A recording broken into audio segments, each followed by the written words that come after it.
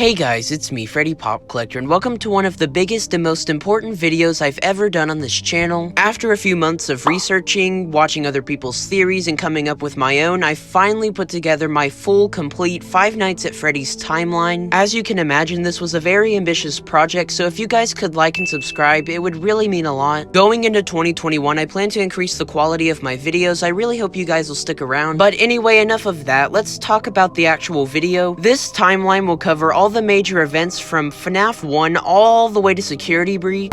Also, keep in mind, this is just my version of the events. If there's something you don't agree with or something you would change in the timeline, please feel free to let me know in the comments below. And that about covers all the intro stuff, so let's get into the full, complete Five Nights at Freddy's timeline.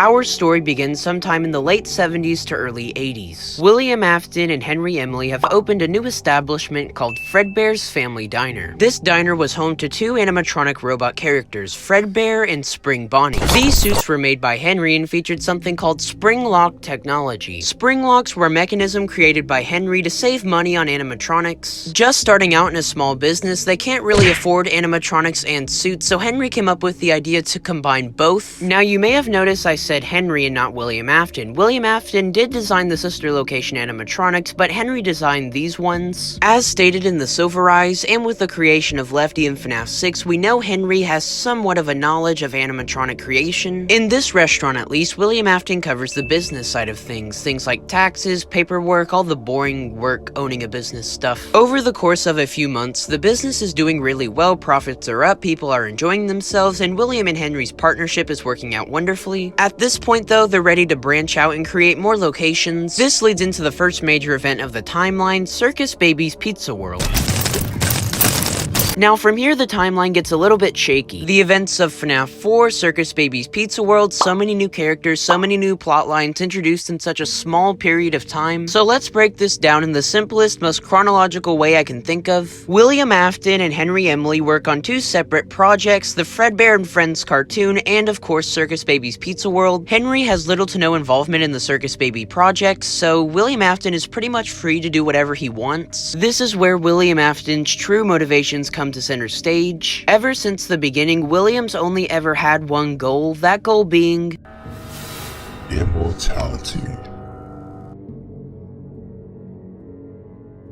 This is a goal William very clearly expresses in the fourth closet, and with Henry busy doing his own thing, William decides to create Baby, an animatronic built for capturing children. Also animatronics like BB, JJ, Ballora, Funtime Freddy, Funtime Foxy, Biddy Bab, Minarina's debut as well. All of these animatronics were built with the intention of capturing children, including things like chest cavities and voice mimic software, etc. William's plan is working out perfectly and everything's ready to go. This establishment opens in 1983. William brings his daughter Elizabeth Afton and his son, the crying child, to the establishment, and of course, disaster strikes. Daddy, why won't you let me play with her? Daddy, you let the other children go see her. Why won't you let me go? Daddy, just once let me go play with her. She's so pretty and shiny. Didn't you make her just for me? Daddy, she can make balloons! Have you seen her make balloons? Daddy isn't watching. Don't tell Daddy that I'm here. I wanted to watch your show too. I don't know why he won't let me come see you. You're wonderful. Where did the other children go?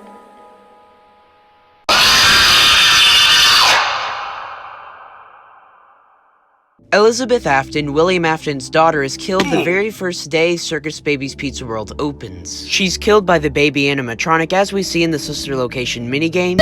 Elizabeth goes on to possess the Circus Baby animatronic, as we see from the eye color change from blue to green. The newly possessed Circus Baby, as well as all the other Funtimes, are transported to the underground bunker we would later explore decades later in FNAF's sister location. before we move on to FNAF 4, there's a very important detail I want to touch on. You may have noticed that I specifically mentioned the crying child came with William and Elizabeth to the Circus Baby's Pizza World debut. That's because the crying child sees Elizabeth die by Circus Baby. Have you ever wondered why Nightmare and Nightmare Fredbear have teeth on their stomachs? It's a subtle detail, but definitely there and very intentional. To a child's perspective at least, this would look like Circus Baby is literally eating Elizabeth through her stomach. In FNAF 4, it seems like the crying child is afraid of the animatronics for little to no reason. It's even more confusing when you realize he loves the characters but is scared of the animatronics. Honestly, yeah, it makes perfect sense. He's scared of the animatronics because animatronics murdered his sister, but he loves the characters from the Fredbear and Friends TV show that just came out. By the crying child witnessing Elizabeth's death, we get some answers to some questions we really couldn't answer otherwise. And with that very long and important side note out of the way, let's finally discuss the first game in the series, FNAF 4. Well guys, we finally made it. 6 minutes into the video, we're finally talking about the first game in the series. Surprisingly, FNAF 4's story is pretty straightforward. Just a few days after Elizabeth is killed by Circus Baby, the crying child has a birthday party at Fredbear's Family Diner. Yes guys, I know I said in the Final Misconceptions video that this wasn't Fredbear's Family Diner. I was a very big stupid dumb idiot because up to the release of FNAF 4, Scott released a teaser on Scott Games that said property of Fredbear's Family Diner, and also it's kind of just common sense. I don't know what I was thinking. I've been thinking about taking that video down, but overall I think the video is fine. It's just that one piece I made a comment about it. Just I'm sorry guys, please stop commenting that I'm sorry. At his birthday party, his brother Michael Afton and 3 other bullies accidentally kill him by putting him in the mouth of Fredbear, and as we see in the final cutscene of the game, we hear a hospital flatline signifying that the crying child has passed away. While yes, that is the story on the surface, there's a lot of ongoing debates to this day about this game and some of the stuff that happens in it. Things like the box, the nature of psychic friend Fredbear, but one of the most important debates in the FNAF community that is still debated upon to this day: is FNAF 4 a dream or is it real? A reason why this is so debated upon is because there's actually a lot of evidence to support both sides. Supporting the side it's real, we have sound illusion discs introduced in the Twisted Ones novel. These discs completely changed the appearance of the Funtime animatronics, and since we know the sister location bunker is connected directly to the FNAF 4 house, it's not that much of a stretch. If you want more rock solid proof, look no further than FNAF VR Help Wanted, where we literally see the Nightmare animatronics, Nightmare Fredbear, Nightmare Ione. Now let's take a look at the sides supporting FNAF 4 as a dream. Of course, we have the IV, flower, and pill Easter eggs everybody knows about. We also have lines from UCN indicating that FNAF 4 wasn't real at all. I am given flesh to be your tormentor. This time, there is more than an illusion to fear.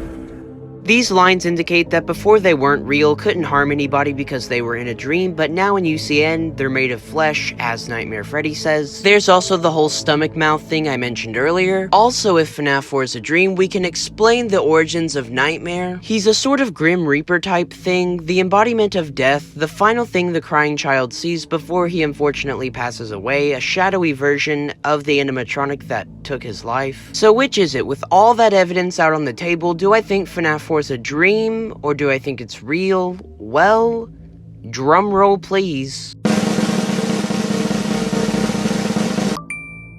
That's right, I personally believe FNAF 4 is a dream. Now before you ask, no, I don't know why they appear in VR. I don't have an explanation. If someone in the comments could let me know, that'd be great, because I'm stumped on that one. The reason why I think it's a dream and not real is because 1, how do they breathe? 2, why would the sister location animatronics attack the FNAF 4 child? And 3, how would you explain a character like Nightmare and the UCN voice lines under that theory? So yeah, for this timeline, I'm going with the idea that the FNAF 4 nights are just a nightmare, not actually real. So with that settled, let's move on in the timeline. The bite of 83 happens, causing Fredbear's to officially shut down, so that means in just a few short days, William lost all of his business, both of his kids, and presumably his partnership with Henry has ended. With William taking off, not to be seen ever again, Henry decides to sell off the IP to a company that will follow us for the rest of this timeline, Fazbear Entertainment.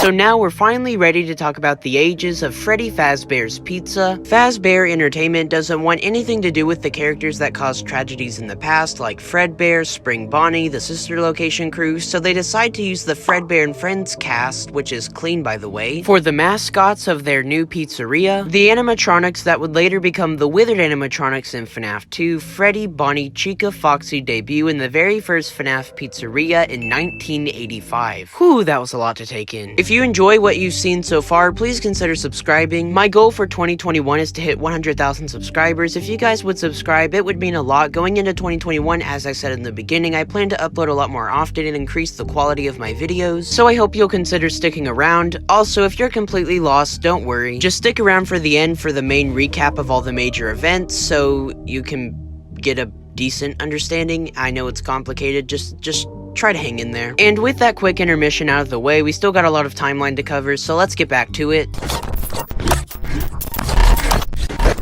So yes, as I said, we are now in the ages of Freddy Fazbear's Pizza. Even though we never see this location in the games, it's one of the most important in the entire timeline. Of course, we have the missing children's incident and the puppet's origins, but before we jump into all that, I really quick want to address the year. 1985 is never brought up in any of the game's lore. 1987, that's FNAF 2, and 1983, that's Circus Baby's Pizza World in FNAF 4, so where does 1985 come from? It actually comes from the Fazbear Fright story, Into the Pit. In that story, Spring Bonnie murders 6 children in 1985. This parallels nicely to the games because this first Freddy Fazbear's is the only location where 6 children are murdered: Puppet, Freddy, Bonnie, Chica, Foxy, and of course Golden Freddy. But I'm getting a little ahead of myself. Let's backtrack to the first major event at this first Freddy Fazbear's Pizza. That first major event being the murder of Henry's daughter.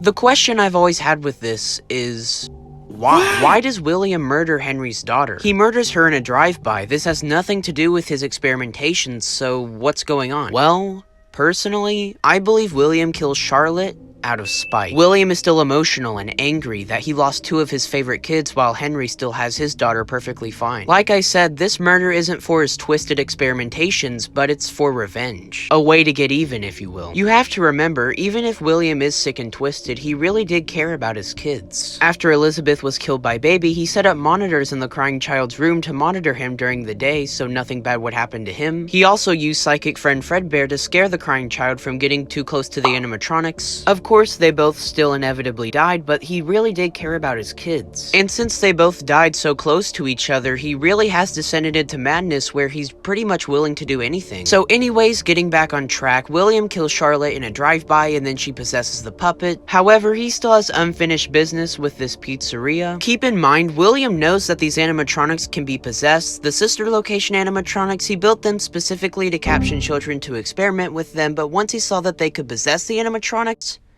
he's trying to find out why. And probably more important, how. He returns to the first Freddy Fazbear's and lures 5 children to the safe room wearing the Spring Bonnie costume. Those children's names were Gabriel, Susie, Fritz, Jeremy, and of course, Cassidy. These children are stuffed inside the suits and possess Freddy, Chica, Foxy, Bonnie, and Golden Freddy respectively. We know which child possesses which animatronic based on the gravestone ending in the FNAF 3 ending. The mask layout matches up to the gravestone layout. Of course, this does work and the animatronics are possessed now. His experiment was successful, but it did come at a price. As we see in the FNAF 1 newspaper clippings, he was caught and convicted. However, as we see in Help Wanted, nothing was ever proven in a court of law. Even though everyone probably knows he did it, they never found the body, so they could never fully convict him and put him in jail. So in the end, he came out unscathed. His experiments were successful, he didn't get caught, and now he's one step closer to his goal of becoming immortal. However, the same cannot be said for the pizzeria. The animatronics are now starting to stink and blood and mucus is coming from their eyes, so this place gets shut down pretty quick. And thus, the first Freddy Fazbear's Pizza is officially shut down. So to recap, the animatronics possessed thus far are Freddy, Bonnie, Chica, Foxy, Golden Freddy, and the puppet. Golden Freddy's a special case, however. He's actually possessed by 2 people. I'll touch on that more in the FNAF 3 section, but for now, let's move on to FNAF 2.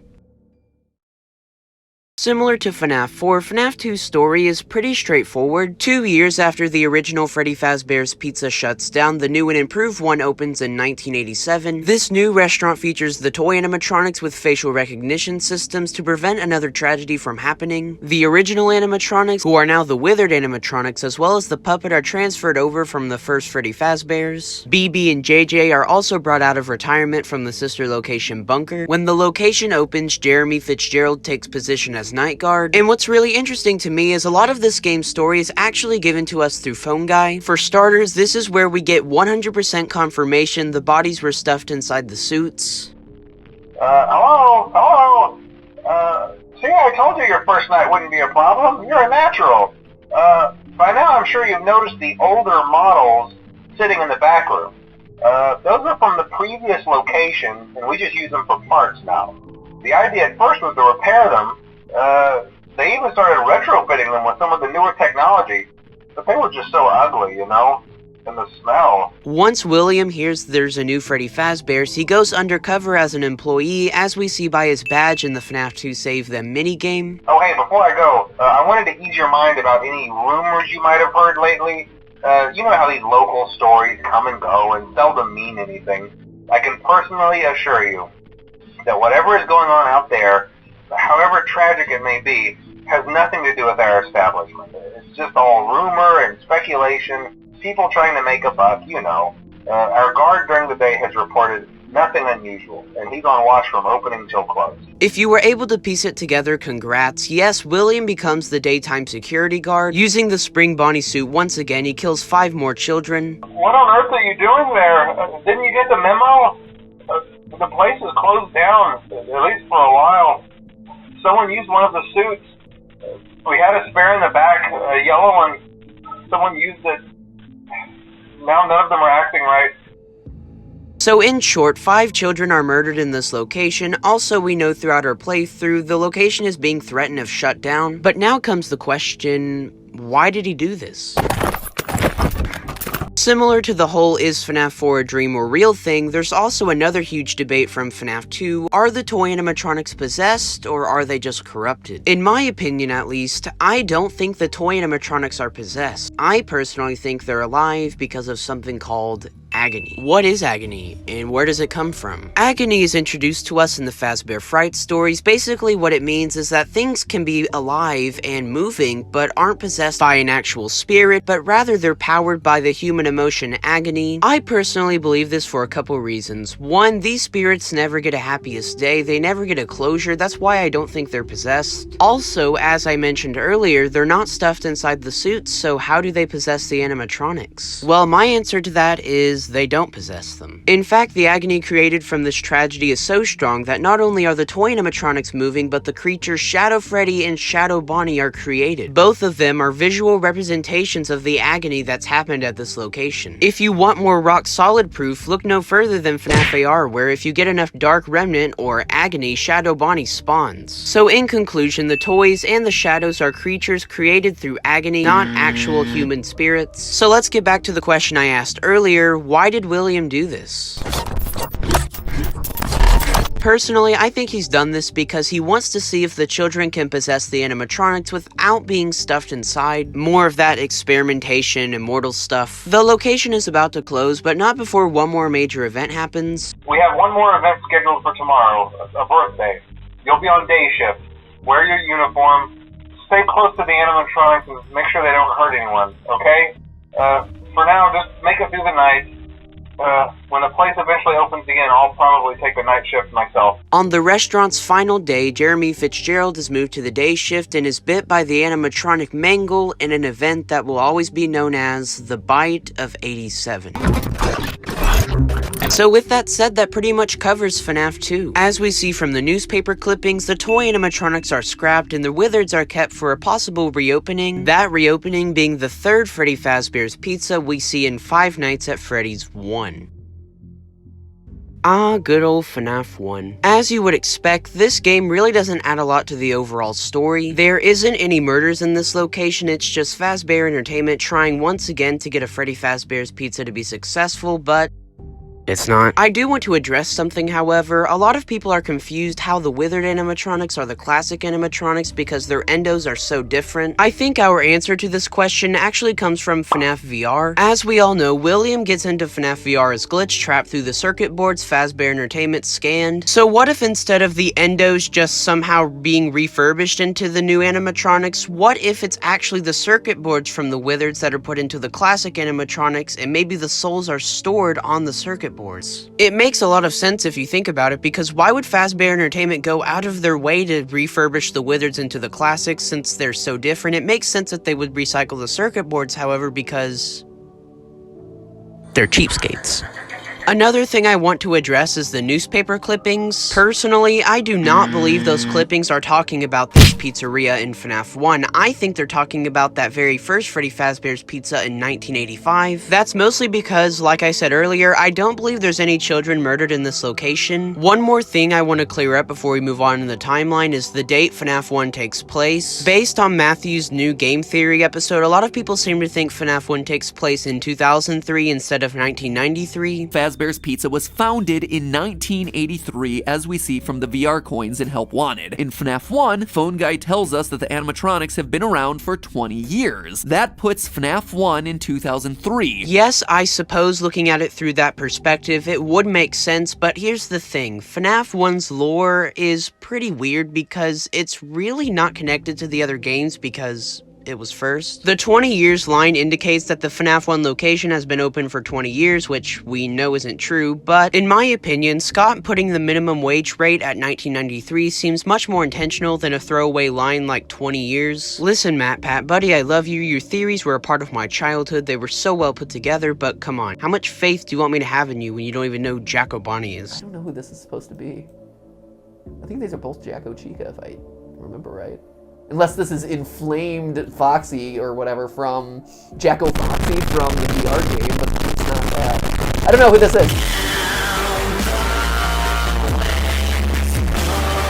Anyways, this pizzeria closes down for one reason or another, and then we get the cutscenes from FNAF 3. After realizing their souls are contained in the circuit boards, William Afton puts his soul inside of a circuit board as well, specifically the Spring Bonnie circuit boards, and then returns to the FNAF 1 location to get rid of the animatronics once and for all. He dismantles the animatronics and unfortunately unleashes all the spirits. The spirits then force William inside the Spring Bonnie suit where he is crushed to death by the spring locks. Knowing William was killed in a spring lock failure, Fazbear Entertainment seals up the safe room, and the Spring Bonnie suit, now Springtrap, would not be recovered for a long time.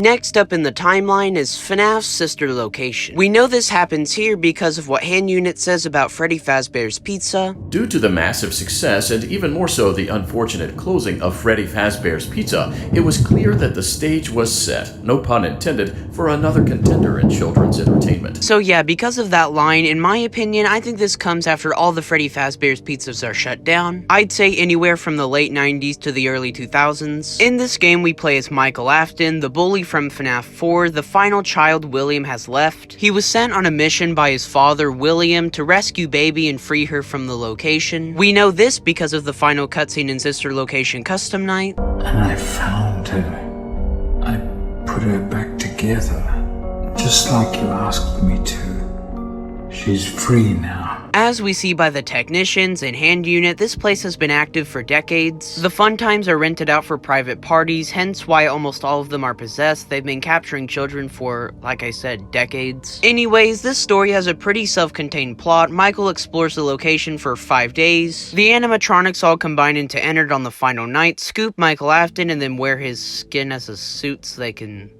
leave. It's pretty morbid. Of course, after a while, Michael's body starts to rot, Ennard bails, and somehow he's still alive.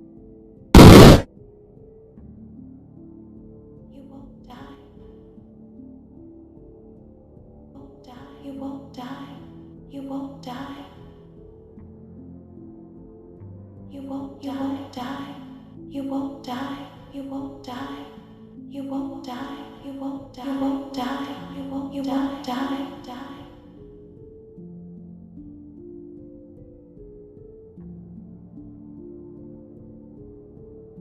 This is where Remnant comes into the picture. You see, in FNAF 6, the blueprints about the Scooper are pretty interesting. As we see, the Scooper injects Remnant into its subjects. Remnant is how Michael Afton was able to survive being scooped, and also how William Afton was able to survive the spring lock failure of FNAF 1. Spoiler alert, he's not dead. So that explains that, but what is Remnant? We don't know exactly what it does, but we do know what it's made of based on the fourth closet. In that book, William Afton melts down the possessed endoskeletons of the original animatronics and puts the Remnant inside the new Funtime animatronics. This tells me a couple things. One, it lets me know that Remnant is made of multiple souls, and two, it tells me the Funtimes have multiple souls in them. However, if Remnant is injected into a living human, it prevents them from dying. My theory is that William created Remnant sometime after FNAF 2. He injected himself with it. That's why he didn't die by the spring lock failure in FNAF 1. I hope you understood that explanation. Basically, what you need to know is Remnant keeps things from dying, and it can only be destroyed by fire. And with that drawn out explanation, let's get back to the timeline. Surprisingly, the timeline from here on out is actually pretty simple. The events of FNAF 3, FNAF 6, FNAF UCN, and even VR and AR play out pretty nicely. First up is FNAF 3. 30 years after FNAF 1 closes in 1993, Fazbear's Fright, the horror attraction, opens in 2023. This was put together by Fazbear Entertainment as sort of an amusement park based on the unsolved mysteries of FNAF pizzerias. Springtrap is recovered from FNAF 1 and put in the attraction on night 2. We presumably play as Michael Afton in this game, and on night 6 he decides to burn down the restaurant. Unfortunately, Springtrap gets away, but we also have something else going on here. This is where the original 5 children get their happiest day: Freddy, Bonnie, Chica, Foxy, and Golden Freddy. This is their happiest day, given to them by the puppet to help them pass on. Now, I know what you're all thinking. If Golden Freddy passes on here like all the other children, how does he appear in Ultimate Custom Night? Well, if you remember, I said Golden Freddy was possessed by 2 people. Cassidy, yes, but also the crying child from FNAF 4. Not only is the table layout suspiciously similar, but this is where the crying child gets the birthday party he never had. This explains why all the spirits are gone except Cassidy, who still has a bone to pick with William. Anyways, William escapes the burning Fazbear's Fright due to faulty wiring and is sold off at an auction. This leads us directly into FNAF 6. I'd say about 6 months later, Henry returns for the first time in 50 years? Him and Michael come up with a plan to finish everything. They call the 4 remaining animatronics: Springtrap, who is now Scraptrap, the puppet, who has been captured by Lefty to bring her to the location, Scrap Baby, who split apart from Ennard in an argument, and of course Molten Freddy. After they kicked out Baby, Funtime Freddy became the new leader. They lure in the animatronics with a fake pizzeria that you run for a few days before everything burns down in FNAF 6 and Henry gives his final epic speech. Just a quick side note, there's probably more lore reveals in this 2-minute cutscene than there is in the entire series. It's honestly really baffling how much we get, which I'm not complaining. This cutscene honestly made this timeline even possible. So anyways, getting back on track, everyone dies. This leads directly into UCN, where Cassidy creates a personal purgatory for William to torment him forever and ever and ever and ever and ever.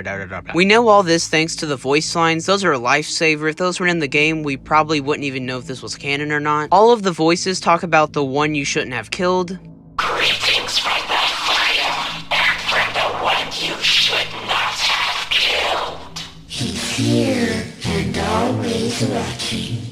The one you shouldn't have killed. This is obviously referencing Cassidy, that she hasn't gotten over it yet, and she is unable to forgive William to move on, unlike the others. Even when Ultimate Consequences tries to convince her to move on, she chooses to stay, and this would have been a fitting end to the timeline, but of course, we have FNAF VR.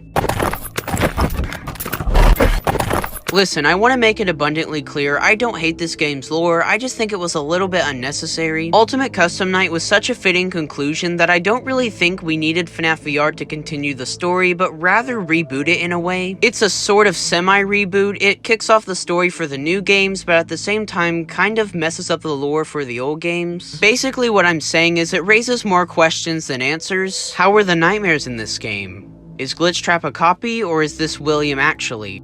How did he escape UCN? These are just a few of my questions, but I could honestly come up with about 20. We have a lot of explaining to do with this game, so let's dive right into the meat of this game's lore. One of the first red flags is how this game is a game within a game. The game we play in real life as FNAF VR is an actual VR game in the world of the FNAF universe. Fazbear Entertainment created this game to revive the Fazbear brand. Unfortunately, in their haste to make the game, they scanned the Spring Bonnie circuit boards William transferred his consciousness onto years back, and of course this unleashes the anomaly glitch trap into the game's code. The rest of the story about the development teams and all that comes from Tape Girl. Now, we don't know much about Tape Girl, whether she's Vanny, whether she's just some nobody, whether she's important at all, really. There's just not enough evidence yet. What we do know, however, is Glitch Trap tries to manipulate people to take over their minds. This is what happens to the character Vanny in this game, as we see in the Curse of Dreadbear DLC.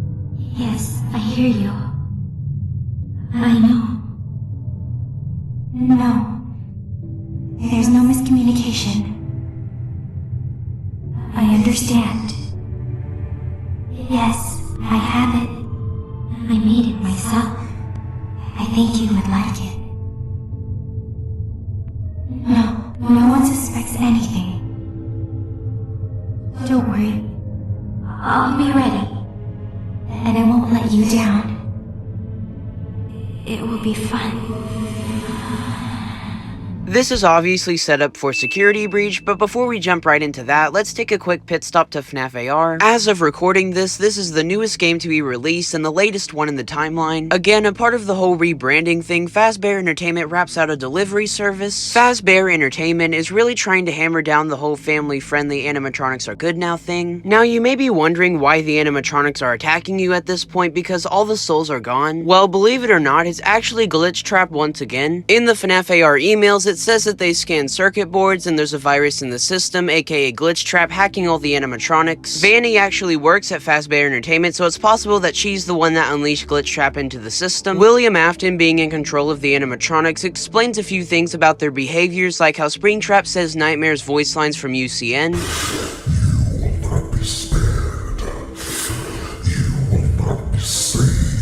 You will not be spared. You will not be saved. Something I want to address really quickly is the canonicity of FNAF AR skins. Some people say they are canon, some people say they aren't canon, and honestly, it doesn't really affect the overall story. So to that I say, just believe what you want to believe. And that leads us right into security breach. So, I guess that was the complete Five Nights at Freddy's timeline up to January 2021. Thank you all so much for watching this video. This video has been a few months in the making with researching, writing, recording, editing, so I really hope you guys enjoyed. Because my computer has trouble exporting videos more than 35 minutes, I'm sorry I couldn't really explain some other things like Curse of Dreadbear and the Jacko animatronics. If you guys have any questions about my timeline or anything you really didn't understand, please feel free to let me know in the comments below. There's also a brief synopsis of everything I mentioned in the description of this video, so if you want a generalized summary of everything I just mentioned in this timeline, look in the description. Also in the description, you'll see every single animation and piece of art I used in this video that I didn't create or wasn't created by Scott Cawthon. Give the original artists some support, like and subscribe to all their YouTube channels, and follow all their pages. I also wanted to say sorry for this video taking so long to get out. It was supposed to be out in December, and then we had holidays and finals, and then it was supposed to be out in January, but I was really busy at the time traveling, and now finally I got around to it at the end of January. I just really hope you guys enjoyed, and with that being said, that's all I have for now. Thank you guys so much for watching. Like and subscribe if you're new, and I'll see you guys in the next video. Bye.